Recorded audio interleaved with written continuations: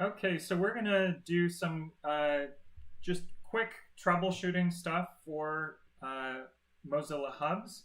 Um, when you come into a room, it should say loading for a little bit, but if it takes longer than a minute or so, maybe just try hitting the refresh button.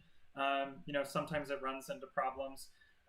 You'll enter the room, and the first time you enter the room, it will have you choose some audio settings and things like that. So I've already done that. Oh, but yeah, here it has audio setup. So it'll have a few different, microphones and things listed. You'll want to make sure that you just choose the default one that that you normally use for video chat and things like that. So for me, that's the Realtek audio. For you, it might be something else. And we know it's working if we see that blue going up and down. I'm actually going to mute my microphone for now while I'm recording. But normally you'll just talk, normally, and you'll see people's heads sort of bobble or get larger as they're talking to kind of show who's speaking. So I'm going to hit enter now after muting my microphone. And it is good practice just to mute your microphone when you first get into the room, just in case there's feedback or something like that.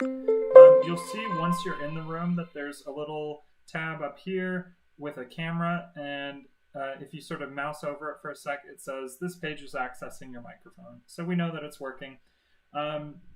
If for some reason that's still not working, you might try just rejoining and switching the microphone that you have listed there.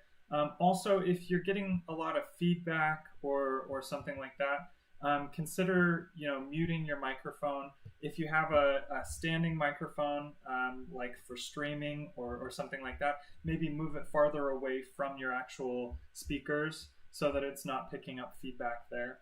And then in terms of navigating, so on a desktop, you'll primarily be using the links on these candy cane posts to be able to navigate. So there's a little red button here.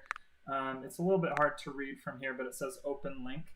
And that's going to be how you move to the digital storefronts for each of the holiday crafters. And so if I click here, it's going to take us to the digital storefront that we're wanting to visit. It'll still keep the virtual holiday market open, so you can come right back to it as soon as you're done purchasing. But as a whole, you shouldn't run into a ton of problems. If you are running into audio problems, feel free to reach out to one of the Craft Lake City or Virtual Holiday Market staff, and we're glad to help you with stuff like that. And that's all.